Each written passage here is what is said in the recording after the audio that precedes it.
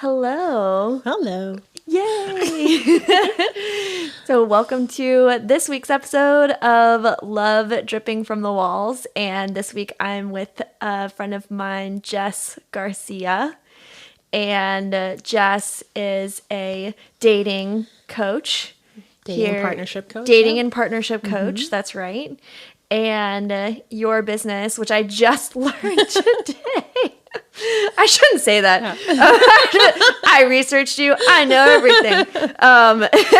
It's been on the quiet tip. It's been one-on-one, so it's going to slowly be more known. Yeah. For some reason, I thought that your dating business was just your name, like Jess Garcia, like dating coach, things like that.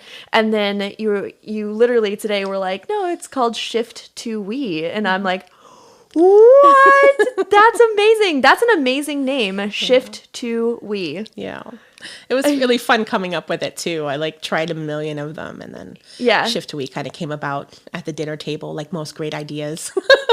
Yeah, or like in the shower or something, the weird places that we are when we come up with things. Totally. No, the name Love Dripping from the Walls was, I was having a conversation with a friend of mine about starting this podcast, and I said, and I was like, how I want people to feel and what I want to create and all this stuff, and I had said Love Dripping from the Walls like 3 times in the conversation, and my friend was like, well, it sounds like you already have a name. Yep.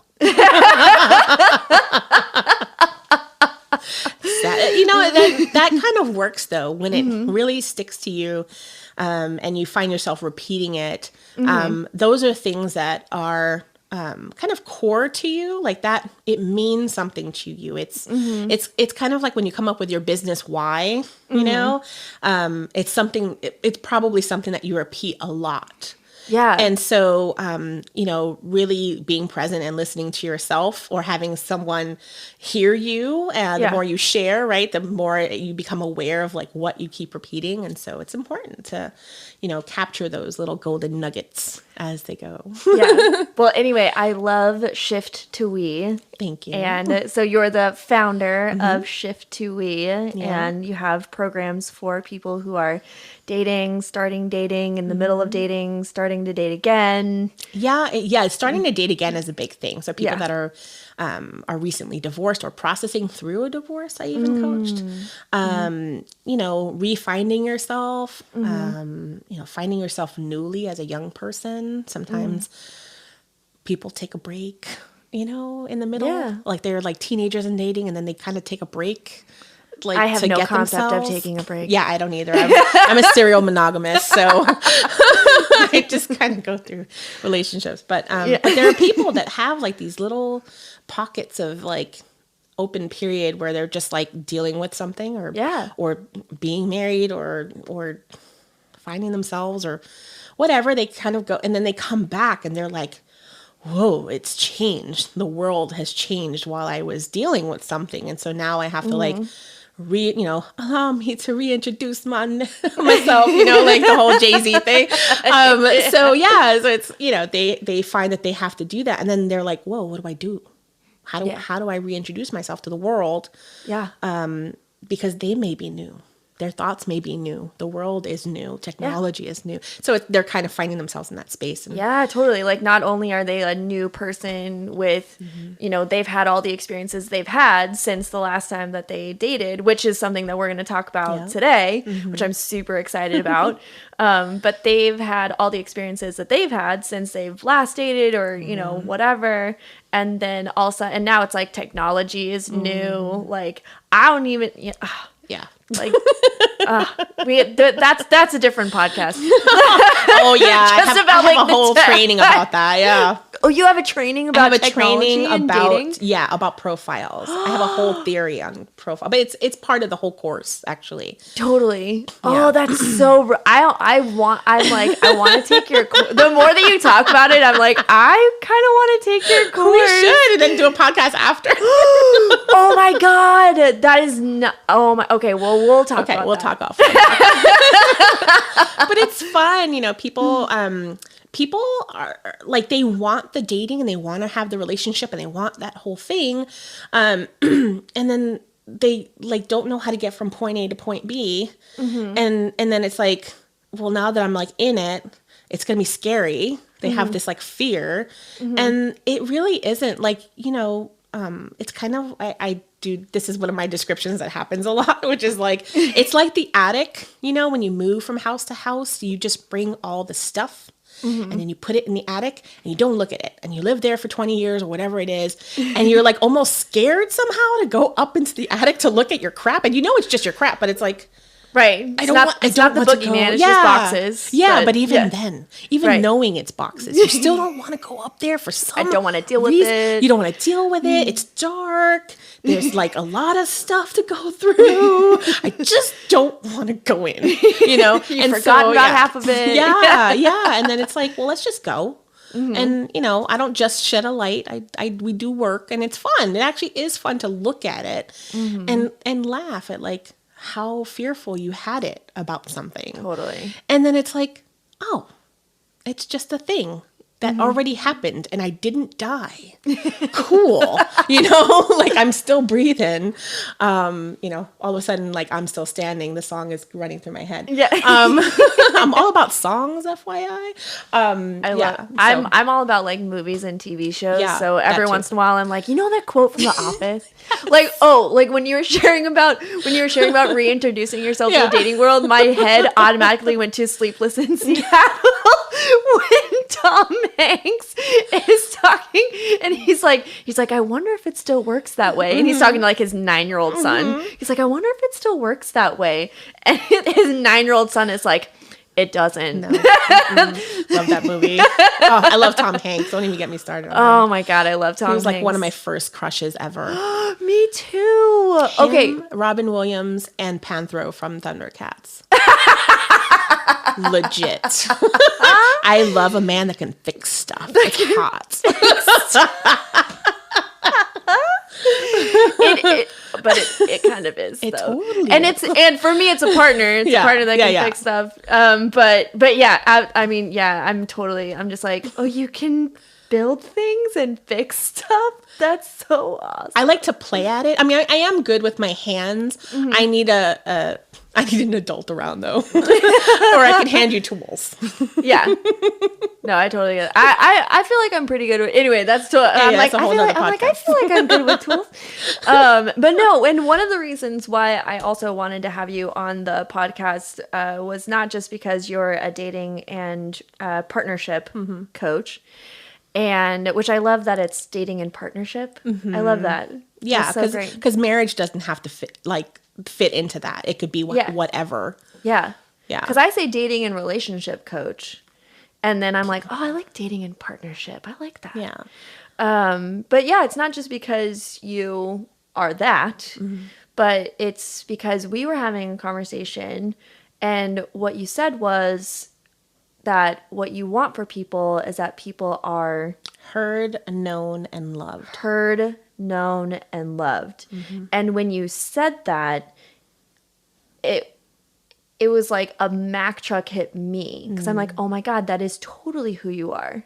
That's everything that you say, everything that you do, how you coach, how you talk to people that you're not coaching, is that. Like that's what you bring. Thanks. And I wanted that on my podcast, so I brought you here selfishly. I love that. I sometimes I have to remind myself, and by sharing it with you that day, like it reminded me of who I am, and so just because it was such an important core value from my upbringing, I rediscovered it as an adult, doing the work, and then I'm like, yeah, that's who I am, and I really just want people to experience being loved in whatever level of relationship there is, right? Whatever level of partnership there is, just being related, heard, known, and loved by another, and being able to like reciprocate that, like recreate it for someone else. Being empowered to do so. Yeah, that's really beautiful. Yeah, and what we were going to talk about today is one of the ways in which you have people discover this, feel this, experience this, and then be able to pass it on to people in their lives or their partners or what have you, is the, okay, you say it because it's brilliant. So we were talking about one of the ways I kind of discuss the coaching is one of the initial steps is to break up with your past cycles. Break up with your past cycles. Yeah. Okay, so what is breaking up with your past cycles? What does that mean? So breaking up with your past cycles is just to not carry them with you. You know, the things from your past, the relationships and the quote unquote normalcies that we have for the world and ourselves, to kind of look at them and kind of get rid of the ones that don't really work for you. And specifically around dating. And specifically around dating. Yeah. I mean, the coaching and the curriculum that I created will have you looking in other areas, but specifically we'll be looking at your dating and relatedness and partnership space. In regards to that, yeah, in which people have a lot of past cycles. What are some of the themes or like things that you've seen with people where their past cycles that they're now breaking up with? Yeah, the classic, three that I could think of are the givers and the takers. That balance, and I'll just list them and then we can kind of go into. So the other one are like the strong leaders and a follower, and then the other one is like the lone wolf. They'll either like have it that they stay solo or they will desperately need partnership. Like that, they'll constantly need that like reassurance or connection. So should we just go into like each one and kind of like discuss a little bit, or how would you like to do that? Yeah, I mean, well, my question is, what are those? Yeah, and then how do you break up with them? Well, I will start with my own, which is the giver and taker. Okay. So I am naturally a giver. I come from a really generous space, and a nurturer, and I have to like squeeze people and hug them and kiss them, and I have to love them. And funny enough, I was an only child until I was 18, but we're not going to go into the lone wolf for that one. Because I did grow up with my cousins and stuff, and I had a lot of community around me. So I wasn't necessarily that lone wolf kid or anything like that. And I think that because when you were describing these to me, I saw myself in the giver, but I also saw myself in the strong leader too. So I think that there's like some overlap for sure. It's not as like clean cut. There's a lot of boxes in that attic, so you can pick and choose, and there's way more than these. So to start with the giver and taker. So I come from a very generous space and family and community, and so for my prime examples are my grandmother and my dad. They're just community tied. They are just givers and like generous, and they're speaking and just really generous space. And so that was my example. Like I just give, and there's like a renewable source. I see love as a renewable source. Like there's no running out. There's no I've given everything. There is no everything. It just is like if you're breathing, you still got some. Right. I always say that love is not a pie. Yeah. Love's not a pie. It doesn't run out. It doesn't run out. Nope. It, as like I said, like as long as you're breathing, if you're breathing in air and giving out your breath, like it still exists. It's still being generated. It's still possible. So now we givers are really attractive to takers. And those are usually people that are coming from, what's the opposite of abundance? Scarcity. Scarcity. Thank you. I always forget that word. And it's really funny because I feel like in certain spaces I come from scarcity. So it's kind of weird that I forget it. Yeah. Like it doesn't exist. It's like it's ha ha ha. Funny mind. Good. You're still a human too. I'm still human. Totally. I totally still jack up relationships. FYI. I'm so human. So takers are actually really attracted to the givers because they get something for nothing. Yeah. And it's easy. And they just get to take, and it's fine. And then it takes the giver. So here's where we kind of break up with the cycle. We start looking at, where is your, how do you evaluate yourself? What are you actually giving to the world and to your partners?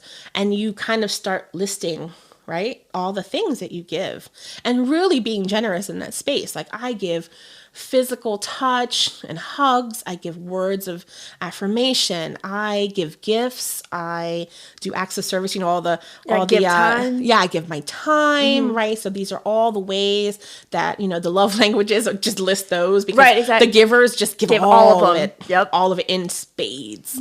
And and it could be like anything, but those 5 are like they just give everything they've got. And if you go to a specific relationship that's impacting your dating, like it's in the way, go specifically. Like I gave him rides to work for a month because his car was jacked, or like I gave her money every month for her cell phone bill, or I gave here, like real tangible things. Yeah. And not just like, oh, I give things, but being like, no, this is exactly what I gave. Itemized, this is, right. Like what I did. Oh, dang. And like who I was being in the space. That's a thing. And you list it and you really go down the list. When you really acknowledge yourself for who you are and the value that you bring to a partnership, you start seeing it. And then you go to the list of, what did I receive? And that list is probably really short. And you'll probably want to be really generous about that list. Let's just keep it real. But he was fine, but he was in school the whole time, right? So it didn't, right? Oh, he didn't have the money. It's fine, and you'll be really generous on that list, right? Oh, well, he kept me warm at night, or, you'll be really stupid generous in that space, but the list will always come up short. Right. When you really get real, because with my coaching, I'm going to erase all the BS answers that you put in there. Like, really look at it. I'm not like just erase it, but I'll talk about each point. Right. Like, what did you actually receive in real time, real world, things. And then we talk about, your core values as a person, and then the things that you want to have inside a partnership. And a lot of times givers will not ask for things. We will just take what we're given because we don't want to be a burden. We give grace, right? We don't want to be a burden. We don't want to demand things.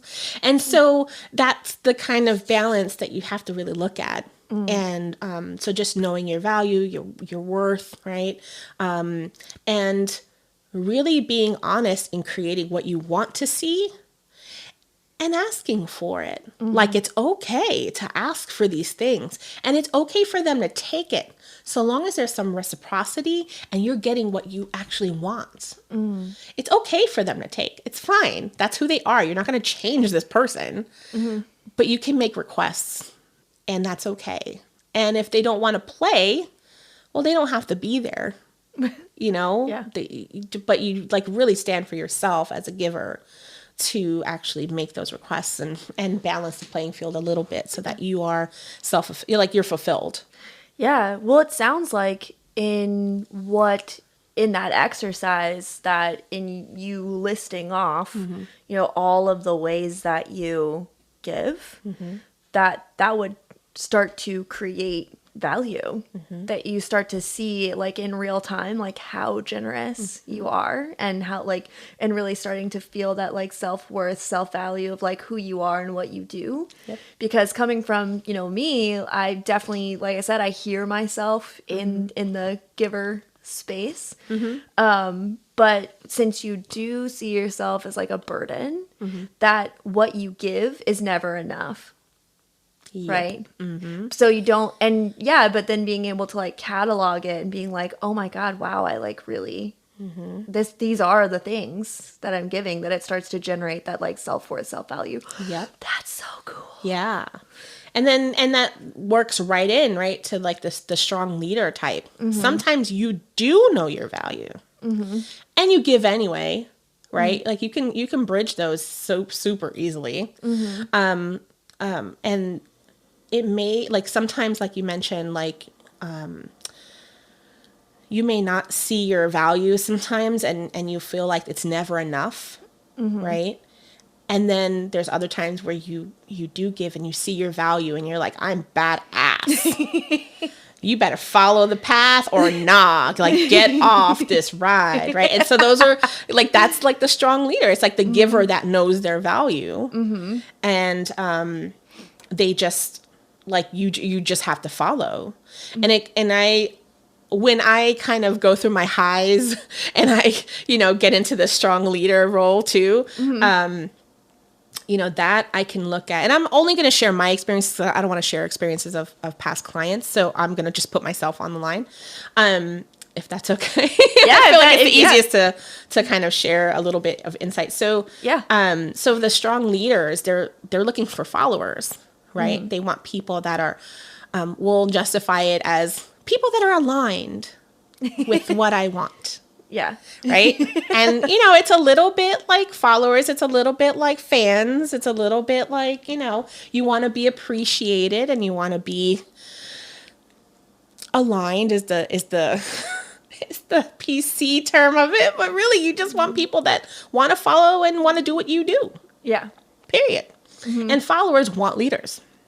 There's like a thing there for them probably that they're not leaders. That they're not high valued, or they may have it where their past experience is that. So for instance, for myself, my mom was a very strong woman, just, super like, I don't want to say a female led relationship, but she was the high earner. She was, she's just a very strong woman. She was the black sheep of her family, and she was like the big, worker chick, and, she did her school, and she was like the leader of the pack kind of thing. And, and the other, her sisters were like the moms and the softer, females. And then her mom, my grandma, was a badass. Even though she had 4 kids, raising them on her own, so it was, and then she had 2 daughters and then a son. So it's a very matriarchal family. So it's already like power imbalance, right? There's just female powerhouses. And my aunts are powerful women in their own right. I don't mean to downplay their power. But in the 3 of them, she was like the really strong personality. She was, and then my dad, kind of the take charge. Yeah, she was just she was just like a leader. She just was. And then my grandmother, although soft, she like was very stern too. Most loveliest, generous person I know, and she was very strong too. She was a strong leader. She had to be. She was raising 3 kids. Yeah, absolutely. Yeah, just like raising 3 kids on her own. And very little education. Didn't speak English all the time, or she wasn't totally fluent. Yeah. So there's a lot to that, and she powered through her life that way. And she raised 3 really powerful women. And so so my dad, who was like this generous heart, and not to say that my mom wasn't generous too, but she was just a very strong woman. And so looking back, I being educated by my mom was like, be the strong woman. Don't rely on a guy. Don't, you do you and work it out. And so that was normal to me. And in my community, it was a very matriarchal kind of community too. It was very strong female. There was a lot of single moms with kids. I mean, that was just my community. A lot of females were leading the community center that I went to all the time. So it was just like everywhere I went, it was just really strong female influence. And so I just had it that it was normal to like demand, receive, work hard, rely on no one, right? Like you can follow that path. Totally. And you can still be generous in that space, right? But like that was just kind of what was normal. And so in relationships, I've had moments where I had to, like I was that way. And then I realized that didn't quite work because then I had it that my partners weren't strong enough. Like I needed a king beside the queen. I don't need pawns. Right. And so, you know what I mean? Like, so you just, you kind of like check the dynamic about that. And that's just my personal work, but you could see it for yourself. Like, I just want someone who's aligned with my stuff and who's going to quote unquote partner with me on my ventures. Yeah. Yeah. And you justify it that way. Yeah, totally. Well, and it speaks to the cycle of it. Like I can start hearing like the cycle, right? Because it's just like if you stay like going with like the strong leader example, where it's like if you stay in that cycle of being a strong leader, it I like that it's eventually going to come up like this person isn't following you or they're not aligned with you or they're like it's kind of this weird like what is that, like a power dynamic kind of thing, or? Yeah, like a power dynamic, but it's almost like you want someone to follow you, but you also want someone to be as strong enough to like be with you as well, but it kind of doesn't really mesh. Yeah. But but that's what creates the cycle that doesn't work, right? That you're breaking up with. Exactly. Right? That's way to bring that home. Yes. Totally. So 10 gold stars. Woo! But yeah, that's exactly it. Because then as soon as you realize that they're not strong enough to partner with you, you cut them off. You're like, well, you're not worthy. Right. You're not up to par. You're not what I want. You're not the partner of my dreams. And then you're like, kick them out. And then you make the dating part challenging too. Right? Because you're like assessing them up front. Like, will you follow, but will you cut the mustard? And then that's a cycle, even just the dating, not even at the partnership level. But so to break up with that, you have to look at, where do you want partnership and where do you want follow? Like, where do you want your followers? And people can be both, right? And then you want to look at where are you willing to follow? Because you have to create yourself as a follower. So, for instance, if, I'm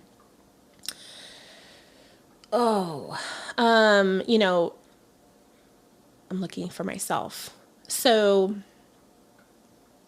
I really love that someone I care about is a really good fixer of things, helping with my truck and helping me with the apartment stuff and, whatever.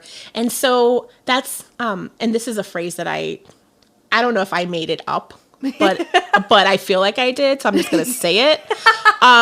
Supplemental partnership. Supplemental partnership. Yeah.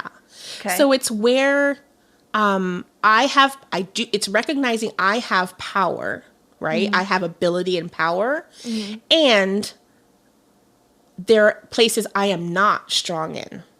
I have understanding, but I don't have power in.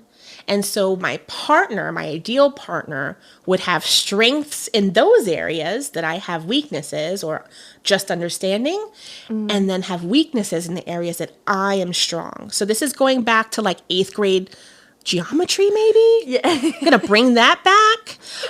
So the protractor, the half circle thing. Okay, remember that ruler? There was like half a line. It was like a line, then it had like a half a circle on the other side. Yeah? Yeah. And so when you did the angle, right? When you did the line from the straight edge to the curved edge, that created an angle, right? It would be either obtuse or acute. Anyway, too much math. But the point being that there was one angle that was larger than the shorter angle. Right. Yeah? That made that full arc.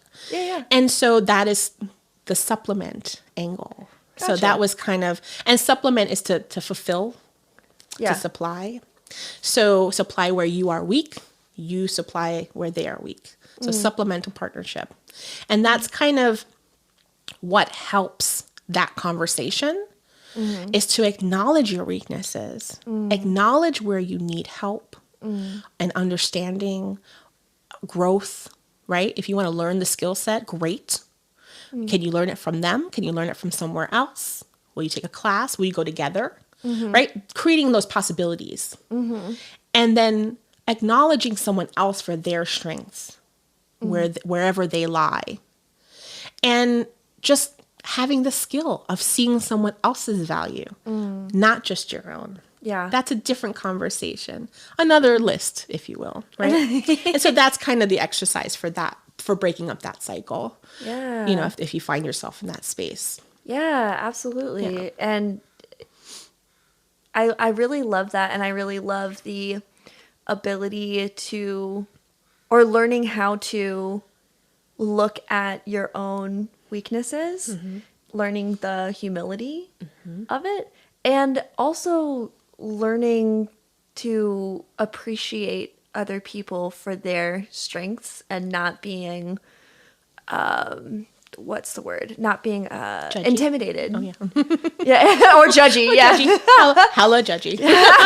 Let's keep it real. But I think that I think sometimes the judgment comes from a place of insecurity. Yeah, totally. Right? Because it's like, oh, well, it's hard for me to be around people who are good, like really skilled in one area, because I don't want people to think that I'm not skilled. Right? Even if because that's like a weak point. Yep. Right? It's like, oh, that's my weak point. Well, I want to highlight my strengths because I don't want to focus on my weak point. But if you're able to focus on your weak point, then you gain that humility, and you also gain the ability to like see people, like celebrate people. Yeah, totally. Like really be enamored by what other people can do. Oh, that's so cool. Yeah, and this is kind of a gateway lesson into vulnerability as strength. Yeah. Yeah. Yeah. And so really like not only celebrating and acknowledging someone else's strengths, seeing your weakness as being human and it's okay. And then like going deeper, well, if I can admit that I'm weak in these areas, what else can I share? What else can I divulge? Let's use the better word, right? What am I going to give up so that I am known fully? Not just for my greatness, right? But like for my weak spots and for those spaces that I'm insecure about. Because if you can talk about it, the fear goes away. Yeah. And then you could really be intimate. And in that space, Yeah. you can create something with someone that is partnership. Yeah. And you don't have to be, when you don't have to be strong all the time, you don't have to be perfect all the time, you don't have to be strong all the time, don't always have to have the answer. It gets so much easier. And freer. Yeah. Imagine the freedom that comes with the ability to say anything with someone. It's freaking magic. It is magical. Yeah. I just got goosebumps. Yeah. It's so cool how you can start from these concepts of, like themes of past cycles and then really break it all the way down to like get to people's humanity and who they get to be and dating and partnership. That's really cool. Yeah. And imagine if you could do that on the first date. Hooah. Like that's kind of where I try to go with my clients is like,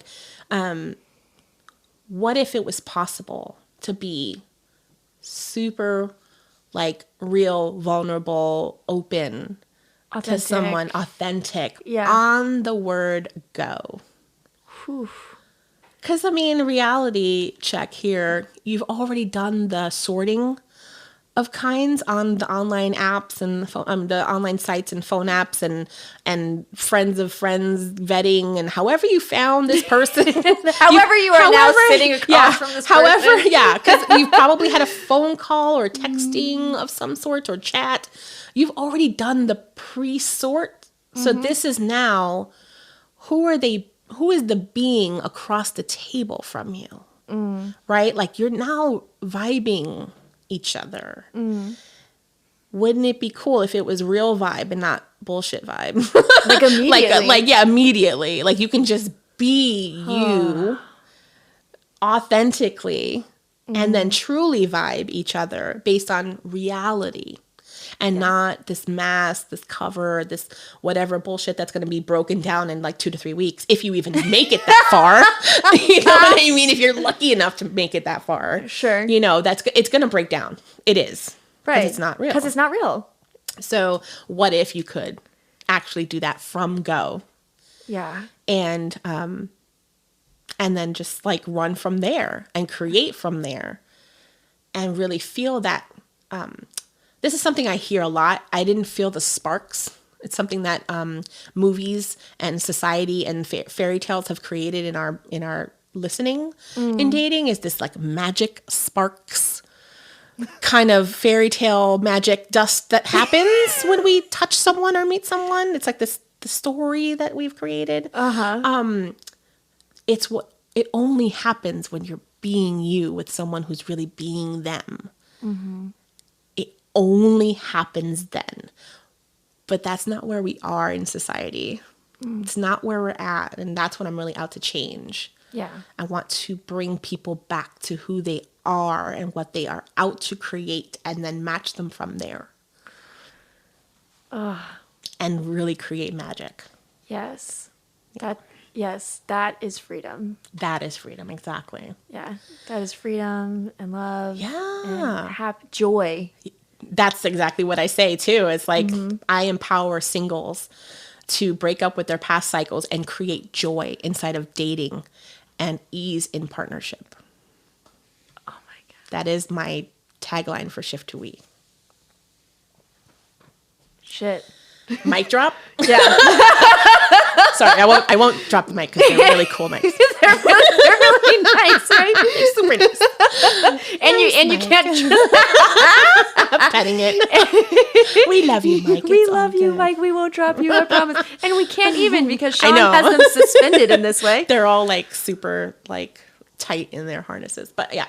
I know. Sean just comes in with his equipment and he just anyway, we're getting off topic, but that's beautiful. Yeah. So just virtual drop mic drop. Yes. And then we do have the third one. So we have the lone wolf. Yes. Is the common past cycle that is brought to me. And these are the people that are the hardest for me because they have it that they don't need anybody. And I'm like, honey,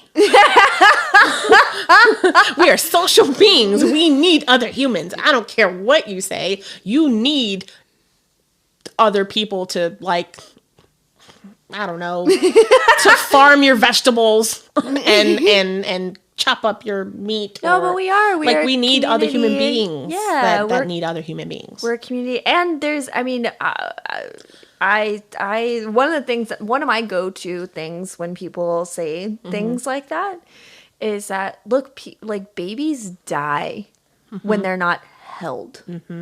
Like humans actually legitimately need other humans to survive, you know, and to feel that like, and that, you know, your mental well-being is tied to your relationships. Absolutely. Yeah.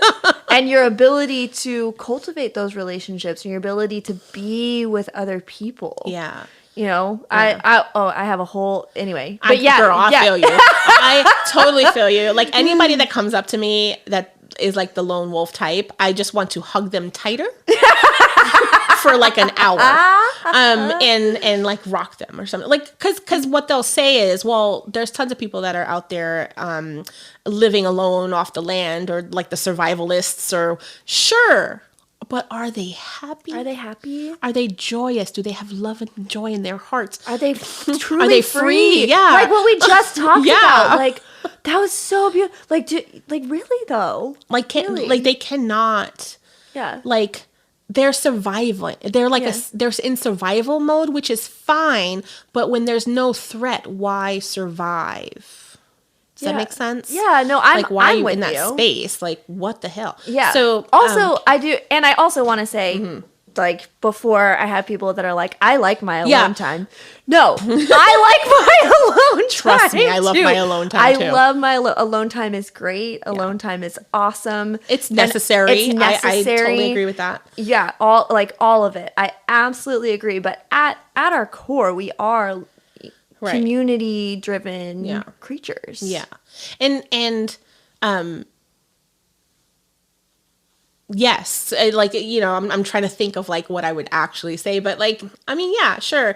Our alone time is valuable. We get to meditate on like what we're feeling, what we're whatever. And I've had some beautiful experiences in my alone time. Totally. Oh my gosh. I've gone on road trips by myself. Yes. I love road trips. There's like, you know, anyway. But even still, Chili's with me, my dog. So I still have another soul. But yeah, I mean, I just mean like the lone wolf that like, it's like, I don't need anybody. It's like, I don't need anybody. Yeah. Like ever. And that is speaking from a hurt of some kind, or just like a normalizing of a pain somewhere.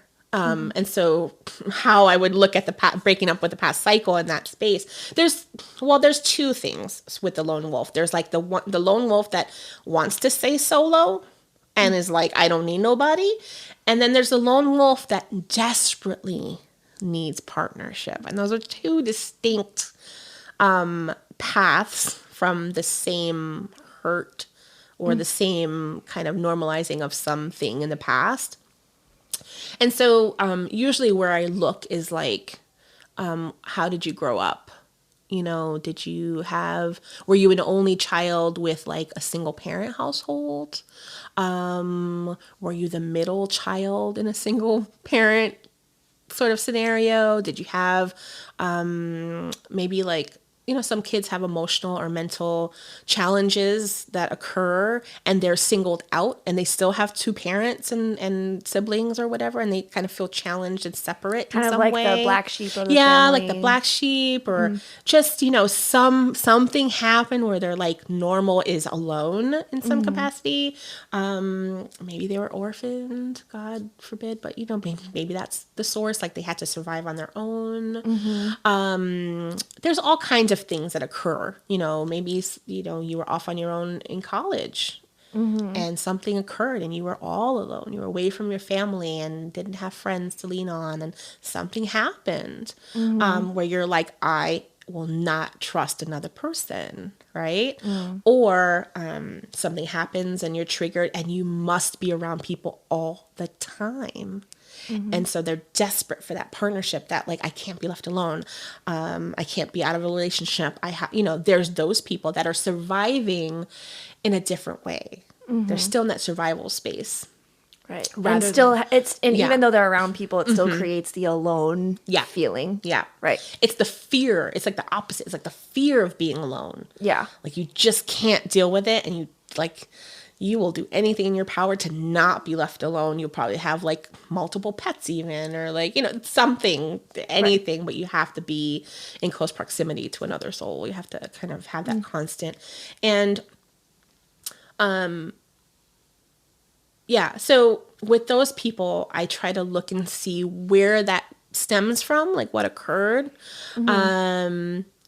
And then what I do with them is I usually have them start looking at things that they want to experience inside of partnership if they're looking. So if for the people that want partnership, I ask them, what do you actually want to generate inside of partnership? Like, what are the things you would love a relationship to look like? You know, what things you want to share, right? And then I will have them go do the thing by themselves. And have a challenge for them to meet one person that's doing it with them in the class, or, you know, if they wanted to work out together, we'll take a workout class like Zumba and then meet one person. Just like introduce yourself. Just introduce yourself to one person. And then if you like doing that thing, go back next week and talk to a different person. And just keep, you know, having them do experiences alone, not taking someone with them, and generating alone inside the space of the experience. So that they get to like see themselves in unfamiliar territory, generating from nothing ongoingly. You know, go to the supermarket by yourself and do a recipe that you've been dying to cook. And then ask for help in the produce section. Or ask someone that's looking at the melons with you, does this look ripe? How do you know it's ripe? Ask a question that is engaging, right? So that's how I kind of work with the people that want partnership, but you need to have them experience being alone in a safe environment and generating from absolutely nothing, like no relatedness whatsoever. And then just having them kind of find their power, like, oh, I did that by myself. Oh, look at that. I did that by myself. And then this generates more community around them too. So it's building. Well, because it lets go of the desperation. Yes. Right? Yes. It's like with, it's the concept of when you hold on to something, there's I mean, if you look at different philosophical studies throughout history, there's a concept that you'll find that's when the tighter that you hold on to something, the less likely that you will have it. Yeah, you'll squeeze it to death. Right. or just like wring it out to nothing. Right, exactly. Yeah. Like the tighter that you're like, I need this, that desperation, that like survival, like the tighter that you hold on, or even if you have it, and the tighter that you squeeze it and you suffocate it, like the less likely that you will keep it. Yeah. I mean, no one thinks desperation is sexy. No one thinks desperation. I mean, maybe narcissists, but that's a whole nother show. But that's, and that's also in the realm of unhealthy relationships. Right. And we're talking about healthy relationships. Breaking up with bad cycles that don't work for you. And yes. And so for the solo person, it's kind of the same homework. Go out and connect to one person. Like I want them to look and see value in connections. So for instance, what's one thing you do alone that's a lot harder than if you had someone helping you with it? Moving furniture. Or, cooking could be a lot easier. Like it may suck having to eat easy food all the time.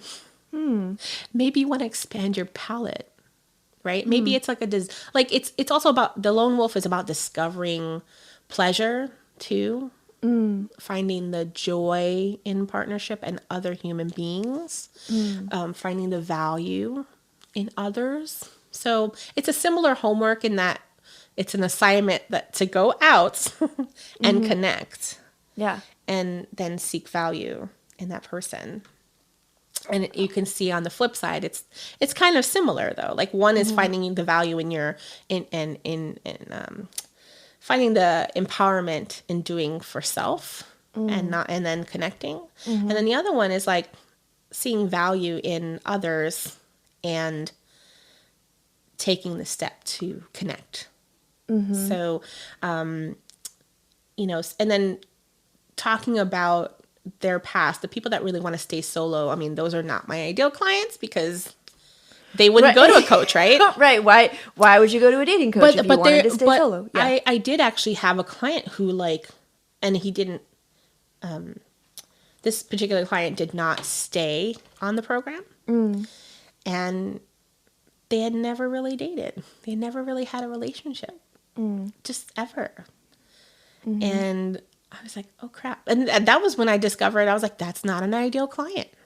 It just isn't. I feel sad that, but they did come to me. They did come to seek value, and they were just like challenged about it. And then they just stopped. They were like, yeah, I'm not going to do that. I was like, okay, cool.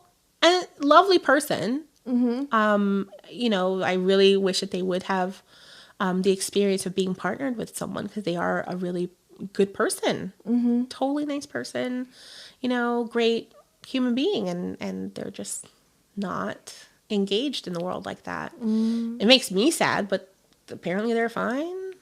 But yeah, well, but not really, because I have conversations with them and they're not in a happy space. And I'm like, when you're ready to change that, when you're ready to see value in something else, then talk to me. Yeah, well, and what you're talking about takes stepping outside of yourself.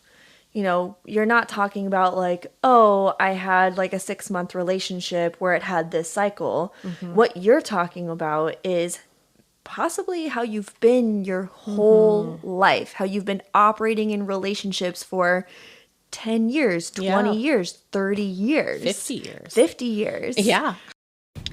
Thank you for listening to Love Dripping from the Walls. If you like this podcast, let us know. Like, rate, review, send audio messages. You can even become a monthly sponsor. Log on to Anchor and click sponsor. Keep listening and keep loving.